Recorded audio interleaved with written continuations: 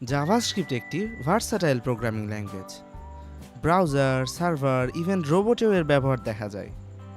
মজার ব্যাপার হচ্ছে এলন মাস্কের স্পেসএক্সের রকেটেও জাভাস্ক্রিপ্টের ব্যবহার রয়েছে। তবে এই মিনি সিরিজে যেহেতু আমাদের মেইন ফোকাস ওয়েব পেজের সাথে ইন্টারঅ্যাক্ট করা, তাই চলুন ব্রাউজারের গুরুত্বপূর্ণ 3টি অবজেক্ট দেখে নিই। ডেমনস্ট্রেশনের জন্য আমরা একটি ডেমো ওয়েবসাইটে যাই, এরপর ডেভ টুল থেকে কনসোল ট্যাবে আসি। প্রথমে আমরা যে অবজেক্টটি দেখব সেটি হচ্ছে উইন্ডো অবজেক্ট। উইন্ডো অবজেক্টের প্রপার্টিস এবং মেথডসগুলো এই কারেন্টলি ওপেনড উইন্ডো রিলেটেড। যেমন আমরা যদি উইন্ডোর একটি প্রপার্টি যেটি ইনার ওয়াইড এটাকে অ্যাক্সেস করি, তাহলে কারেন্টলি ওপেনড উইন্ডোর ওয়াইডটা দেখতে পাবো। এখন আমি যদি এটা ছোট করি, ছোট করলে আবার যদি ইনার ওয়াইডটা দেখতে চাই, দেখব আমার ভ্যালুটা আপডেটেড হয়ে গেছে।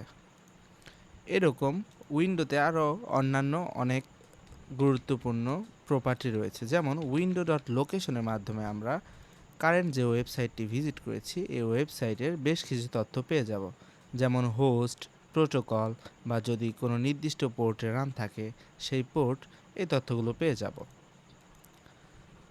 আচ্ছা, দ্বিতীয় যে গুরুত্বপূর্ণ অবজেক্টটি নিয়ে আমরা আলোচনা করব সেটি হচ্ছে ডকুমেন্ট অবজেক্ট। এবং মজার ব্যাপার হচ্ছে ডকুমেন্ট অবজেক্টটি উইন্ডো অবজেক্টের একটি প্রপার্টি।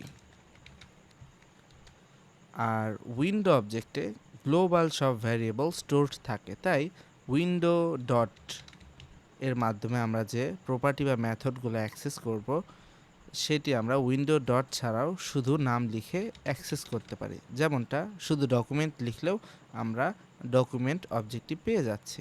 এখন আমরা যদি হোভার করি, দেখতে পাচ্ছেন আমাদের পুরো ডকুমেন্টটা সিলেক্টেড দেখাচ্ছে। তো এখানে তো আমরা দেখতে পাচ্ছি HTML এর মতোই দেখাচ্ছে। মূলত ডকুমেন্ট অবজেক্টটি আমাদের এই HTML এর শুরু থেকে শেষ পর্যন্ত যা কিছু রয়েছে এই তথ্যগুলো স্টোর করে রাখে।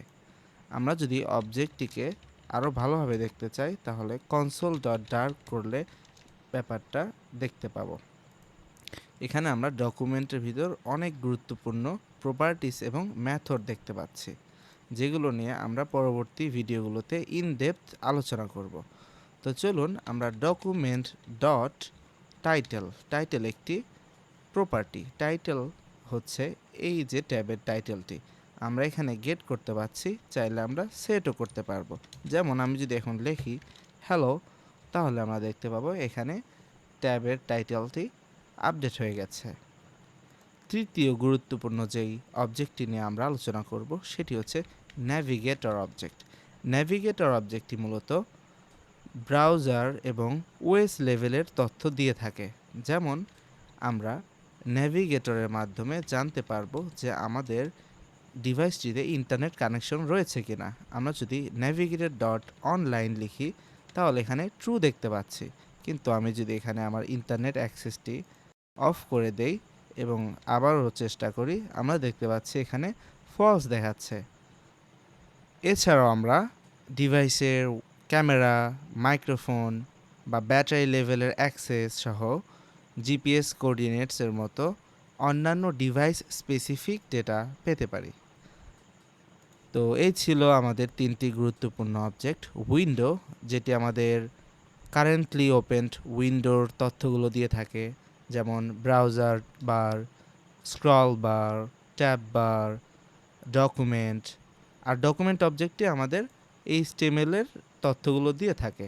আর navigator more like OS level এবং ব্রাউজার সম্পর্কে জানায়। যেমন আমরা যদি ন্যাভিগেটর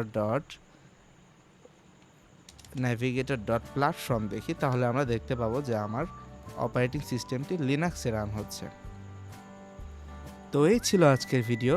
পরবর্তী ভিডিওগুলোর জন্য শুভকামনা জানিয়ে এখানেই বিদায় নিচ্ছি। টাটা।